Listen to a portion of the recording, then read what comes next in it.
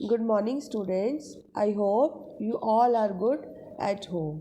और सभी प्रिकॉशंस को लेते हुए आप अपना अच्छे से ध्यान रखोगे।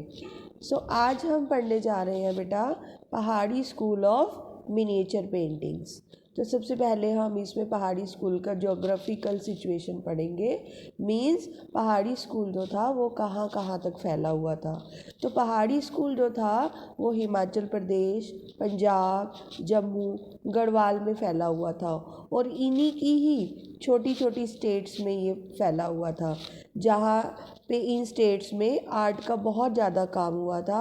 और 7th सेंचुरी के मिड से लेके 19th सेंचुरी तक यहाँ पे काम हुआ था।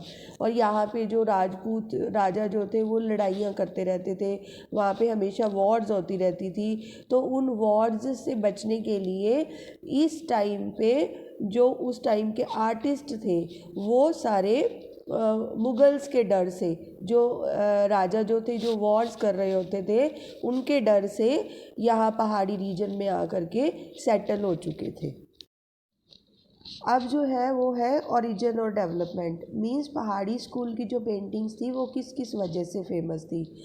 पहाड़ी स्कूल की paintings serenity, lyricism, spontaneity, natural symbolism, minute details, superb sense of composition and deep sense of expression of human being की वजह से ये जो सारी पेंटिंग्स थी वो जानी जाती थी। इस टाइम पे जो आर्टिस्ट लोगों ने काम किया वो इन सारी चीज़ों को ध्यान में रखते हुए काम किया था। अब पहाड़ी स्कूल जो था बेटे उसमें जो आर्ट वर्क हुआ उसमें Gujarat manuscripts, local folk art, Mughal style और राजस्थानी जो आर्ट था वो शामिल था, जो कि अकबर, जहांगीर और शाहजहाँ से प्रभावित हुआ था। बाद में इसमें जो इम्प्रूवमेंट हुआ उसमें उन्होंने आर्टिस्ट लोगों ने colours, animated figures, linear drawing, delicate colouring और ग्रेसफुल फॉर्म्स को अलग अलग स्कूल्स के तहत उन्होंने उनको दिखाया। इस टाइम पे जो भी पेंटिंग्स बनाई गई उसमें नेचर की ब्यूटी को बहुत ही अच्छे से डिपिक्ट किया गया, स्पेशली माउंटेन्स की ब्यूटी को। और जो आर्टिस्ट जो थे वो अपने वर्क में जो उन्होंने इन्वॉल्व किया वो नेचर को बहुत ही अच्छे से इन्वॉल्व किया। और उस टाइम पे उन्होंने फ्रीली वर्क किया, मींस फुली इंडिपेंडेंटली उन्होंने वर्क किया। इवन उस टाइम के जो राजा संसार चंद थे उन्होंने भी उनके ऊपर कोई भी रिस्ट्रिक्शंस नहीं लगाई थी। और यही वजह थी कि जो उन्होंने इंडिपेंडेंटली काम किया वो उनका काम उस टाइम पे बहुत अच्छा हुआ। इसी टाइम पे एक फेमस सीरीज़ बनी थी जिसमें से उनका नाम है भगवत गीत गोविंद, बिहारी सतसाई, 12 मास और रागमाला। इन सीरीज़ पे काम हुआ और इन सीरीज़ के ऊपर पेंटिंग्स बनी। इवन उस टाइम पे कुछ पोइट्स ने जो है उनकी जो पोइट्री थी वो और पेंटिंग्स का भी आपस में तालमेल देखने को मिला था। इन्हीं पेंटिंग्स में लैंडस्केप्स को बहुत अच्छे से ब्यूटीफाई किया गया था। Personification of Krishna and Radha is unparalleled, मतलब राधा और कृष्ण के जो लव को था वो अद्वितीय रूप से दिखाया गया था। और अब हैं बेटे इसके सब स्कूल्स, जिसमें सबसे पहले है बसोली। तो राजा कृपाल सिंह के समय में जो बसोली था वो सबसे पहला स्कूल था, सबसे अर्लियर सेंटर था। और जो उस समय के जो आर्टिस्ट थे जो उनका नाम था देवीदास। अब जो देवीदास थे उन्होंने रास मंजरी सीरीज़ की 2 रास मंजरीज जो सीरीज़ थी वो बनाई थी। उसमें उन्होंने जो पेंटिंग्स बनाई थी वो आजकल फ़ॉरेन और इंडिया के म्यूज़ियम्स में हमें देखने को मिलती हैं।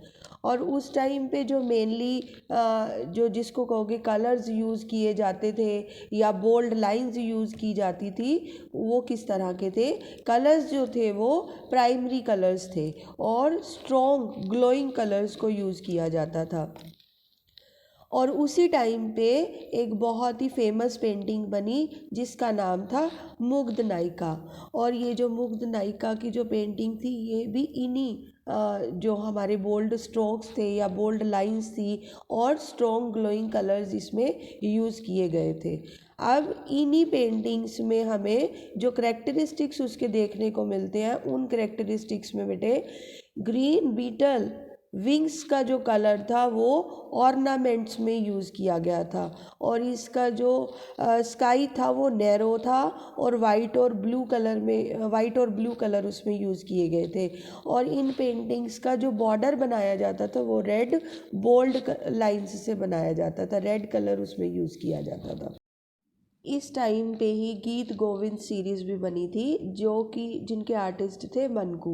और उन्होंने इस सीरीज़ में कृष्णा को गोपियों के साथ नदी के किनारे पे दिखाया गया था। और उन्होंने जो इसमें फेसेस बनाए थे पहले टाइम से थोड़े हैवी फेसेस बनाए थे। इवन जो लैंडस्केप में जैसे ट्रीज़ या और भी नेचर से रिलेटेड चीज़ें थी उनको बहुत ही अच्छे तरीके से रियलिस्टिक वर्क में दिखाया गया था।